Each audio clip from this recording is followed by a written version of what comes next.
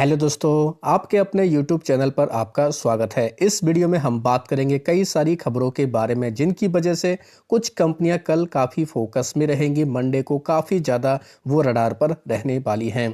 तो दोस्तों, इस चैनल के साथ साथ आप एक और हमारा बैकअप चैनल है बिजनेस बर्ज, इसका नाम रखा गया। पहले इसका नाम कुछ और था। काफ़ी लोगों के कमेंट आए थे कि नाम चेंज कर दें, ये नाम अच्छा नहीं है। तो काफ़ी लोगों के सजेशन के बाद ये नाम रखा गया है। तो इस चैनल के लिंक पर ही आपको दोस्तों यहाँ पर इसका लिंक मिल जाएगा। आप चाहें ज़रूर इसको सब्सक्राइब करें दोस्तों, क्योंकि ये बैकअप के लिए बनाया गया। अगर ये मेन चैनल डिलीट हो जाता है तो इस पर आपको वीडियो मिलते रहेंगे। अब बात करेंगे इंपॉर्टेंट खबरों के बारे में जिसका इम्पैक्ट कल हमारे मार्केट पर भी देखने को मिल सकता है। डाउ जोन्स अमेरिकी बाजार में अच्छी खासी ग्रोथ देखने को मिली है। डाउ जोन्स अच्छी खासी ग्रोथ के साथ में क्लोज हुआ है। नेस्डैक में भी पॉजिटिव मोमेंटम देखने को मिला, तो इसका इम्पैक्ट कल हमारे मार्केट पर भी पड़ सकता है। अभी अगर देखें, गिफ्ट निफ्टी पॉजिटिव चल रहा है, जिसकी वजह से हम लोग एक अनुमान लगा सकते हैं कि कल के दिन हमारे बाजार अच्छी खासी ग्रोथ दिखा सकते हैं। इनके अलावा कुछ कंपनियों के रिजल्ट आए, रिजल्ट की वजह से वो कंपनियां भी कल काफ़ी फोकस में रहेंगी। खास तौर पर विप्रो के रिजल्ट अगर देखें तो अनुमान से बेहतर देखने को मिले हैं, जिसकी वजह से ये कंपनी कल काफ़ी फोकस में देखने को मिलेगी। ये आर्टिकल आप लोग स्टडी कर सकते हैं। विप्रो का अगर पैट देखें तो यहाँ पर 24% से ज़्यादा की ग्रोथ देखने को मिली। जो अनुमान था, अनुमान से बेहतर कंपनी ने अपने रिजल्ट पेश किए हैं। इसका एक दोस्तों एग्जाम्पल हमारे सामने ये भी है। विप्रो का जो एडीआर है वहाँ पर अच्छी खासी ग्रोथ के साथ में क्लोजिंग देखने को मिली। देख सकते हैं 4% से ज़्यादा की हमें वहाँ पर ग्रोथ देखने को मिली है। तो ओवरऑल कहने का मतलब ये है कि कल विप्रो कंपनी काफ़ी ज़्यादा हमें फोकस में देखने को मिल जाएगी। वहीं बात करेंगे कुछ और कंपनियों के बारे में जो खबरों की वजह से काफ़ी फोकस में रहने वाली है। खास तौर पर कोटक महिंद्रा बैंक। कोटक महिंद्रा बैंक ने भी अपने क्वार्टर 3 के रिजल्ट का ऐलान किया है। इसके अगर रिजल्ट देखें तो ये भी हमें अनुमान के आसपास ही देखने को मिल रहे हैं। अगर इसका भी पैट देखें, ये भी दोस्तों इंक्रीज हुआ है। नेट इंटरेस्ट इनकम यहाँ पर भी हमें 10% तक की ग्रोथ देखने को मिली है। देख सकते हैं दोस्तों, पैट में 10% की ग्रोथ, 3,305 करोड़ के आसपास। अनुमान कितना था? 3,287 करोड़ के आसपास का अनुमान था। नेट इंटरेस्ट इनकम यानी एनआईआई की बात करेंगे, 10% यहाँ पर ग्रोथ है। ये 7,196 करोड़ रही है, जबकि अनुमान 7,147 करोड़ के आसपास था। कंपनी के निम्स भी हमें दोस्तों ठीक ठाक देखने को मिले। तो ओवरऑल कहने का मतलब यह है कि कोटक महिंद्रा बैंक ने काफ़ी ठीक ठाक क्वार्टर 3 के रिजल्ट पेश किए हैं, जिस वजह से ये कंपनी काफ़ी खबरों में रहेगी। आरबीएल बैंक की बात करेंगे, ये कंपनी भी कल खबरों में रहेगी। इसके भी हमें क्वार्टर 3 के रिजल्ट देखने को मिले हैं, जिस वजह से ये कंपनी भी काफ़ी खबरों में रहने वाली है। कंपनी का पैट देखें तो 32.6 करोड़ के आसपास रहा है, जबकि अनुमान 124 करोड़ के आसपास था। कंपनी की प्रोविजनिंग काफ़ी इंक्रीज हुई है, 1188 करोड़ के आसपास देखने को मिली। इसकी वजह से कंपनी के प्रॉफिट पर हमें इम्पैक्ट देखने को मिला। तो आरबीएल बैंक ओवरऑल काफ़ी वैसे भी हमें प्रेशर में ही देखने को मिला है। तो रिजल्ट की वजह से कल के दिन इस कंपनी के ऊपर भी इम्पैक्ट आ सकता है। जियो फाइनेंशियल सर्विस की बात करेंगे, ये कंपनी भी काफ़ी फोकस में रहेगी। इस कंपनी के भी हमें क्वार्टर 3 के रिजल्ट देखने को मिले हैं। कंपनी का पैट ऑलमोस्ट देखें 0.3% तक इसमें ग्रोथ रही है, 295 करोड़ के आसपास। हालांकि रेवेन्यू कंपनी का 6% ग्रो हुआ है। तो ओवरऑल नंबर अगर देखें तो हमें फ्लैट नंबर इस कंपनी के देखने को मिले हैं। डिक्सन टेक्नोलॉजी की बात करेंगे, ये कंपनी भी कल काफ़ी ज़्यादा खबरों में रहेगी, क्योंकि कल इस कंपनी के लिए दो इम्पोर्टेंट इवेंट हैं। पहला इवेंट कल 20 जनवरी को यह कंपनी अपने क्वार्टर 3 के रिजल्ट का ऐलान करेगी। दूसरी खबर इसमें यह है कि डिक्सन टेक्नोलॉजी की एक सब्सिडरी कंपनी है, उसने दोस्तों KHY इलेक्ट्रॉनिक्स को एक तरीके से एक्वायर करने के लिए दोस्तों MOU साइन किया है। ये 133 करोड़ रुपए में एक्वायर कर रहे हैं। इसमें लैंड और एसेट्स इस कंपनी के एक्वायर किए जाएंगे। तो डिक्सन टेक्नोलॉजी के लिए ये दो इम्पॉर्टेंट अपडेट हैं, जिस वजह से ये कंपनी भी कल काफ़ी ज़्यादा हमें खबरों में देखने को मिल जाएगी। इंडसइंड बैंक, इस कंपनी में भी एक अपडेट आया है। कंपनी के CFO हैं गोविंद जैन, इन्होंने रिजाइन कर दिया है। तो ये भी एक इम्पॉर्टेंट अपडेट है। साथ ही डिप्यूटी CEO इनके अरुण खुराना, ये दोस्तों अभी फ़िलहाल हमें एडिशनल CFO की रिस्पॉन्सिबिलिटी ये निभाते हुए देखने को मिलेंगे। 21 जनवरी से दोस्तों हमें ये एक तरीके से अपडेट देखने को मिल जाएगा। ग्लैंड फार्मा, इस कंपनी में भी एक अपडेट देखने को मिला है। US FDA ने इनको लेकर दोस्तों एक इंस्पेक्शन किया है। इनकी हैदराबाद की एक फैसिलिटी हमें देखने को मिल रही है, तो इसको लेकर दोस्तों एक कहीं ना कहीं कह सकते हैं इम्पोर्टेंट अपडेट है ग्लैंड फार्मा के लिए।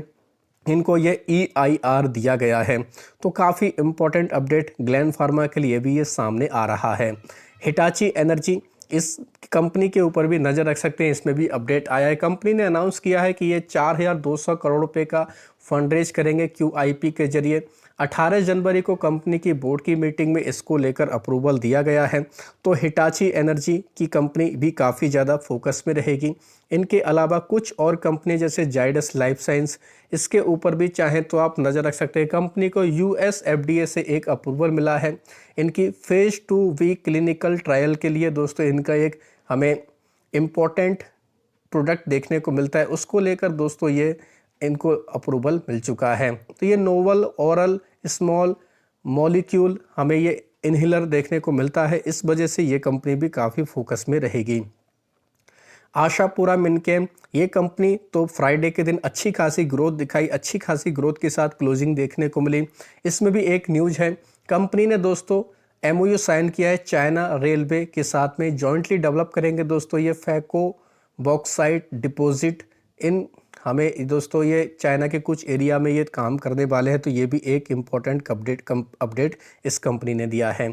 सुप्रीम पेट्रोकेम, ये कंपनी भी काफ़ी फोकस में रहने वाली है। इस कंपनी के भी Q3 के रिजल्ट आए हैं। कंपनी का अगर पैट देखें 5.5% ईयर ऑन ईयर ग्रो हुआ है। इनके अलावा कंपनी का रेवेन्यू देखें तो यहाँ पर 18% की ग्रोथ है।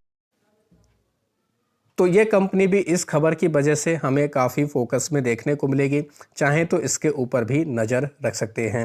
ICICI लोम्बार्ड जनरल इंश्योरेंस, इस कंपनी के भी Q3 के रिजल्ट आए हैं। नंबर देखें तो अनुमान से बेहतर नंबर है।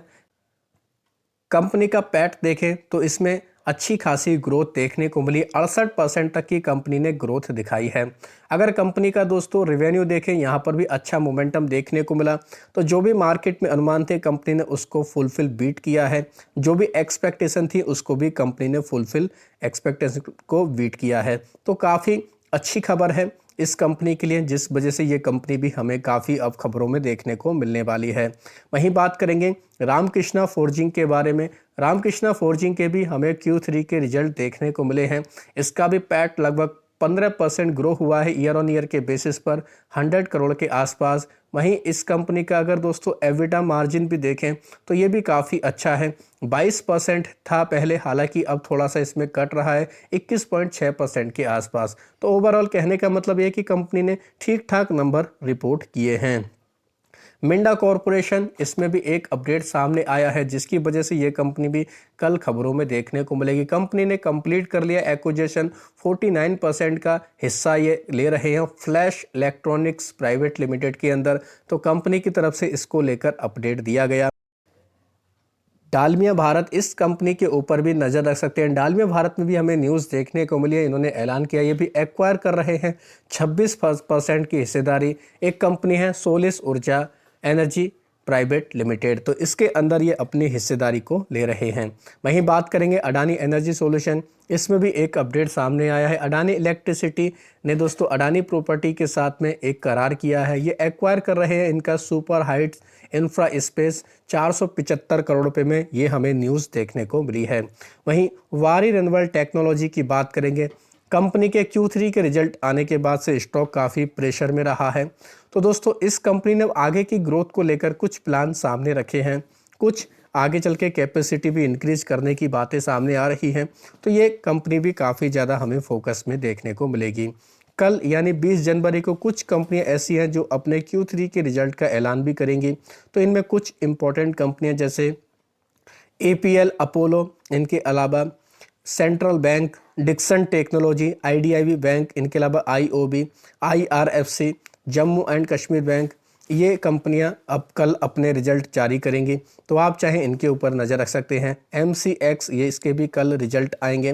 MRPL, न्यूजन software, Obra reality, Paytm, इनके अलावा सनटेक रियलिटी, सुप्रीम इंडस्ट्री, ये कंपनियां कल रिजल्ट जारी करेंगी। एक और दिग्गज कंपनी जोमेटो, इसके भी कल Q3 के रिजल्ट आएंगे, तो इनके ऊपर आप चाहें तो नज़र रख सकते हैं। सर्कुलर आया था, वो भी 20 जनवरी यानी कल से ही लागू होगा, तो कुछ कंपनियों को राहत दी गई जिस वजह से वो भी फोकस में रहेंगी, जैसे GE वर्नोवा, TND इंडिया, ह्यूबटाउन और राधिका ज्वेलटेक।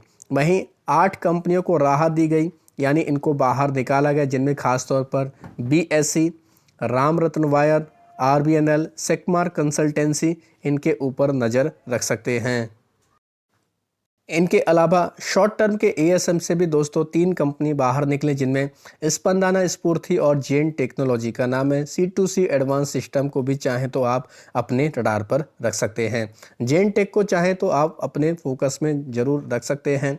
तो आशा करता हूं दोस्तों आपको ये वीडियो अच्छा लगा होगा। वीडियो अगर पसंद आया तो इस चैनल को सब्सक्राइब कर लें, साथ ही बिजनेस वर्ज जो हमारा दूसरा बैकअप चैनल है, लिंक आपको इसी वीडियो की यानी कि इसी चैनल के दोस्तों पेज पर मिल जाएगा, तो ज़रूर उसको सब्सक्राइब कर सकते हैं।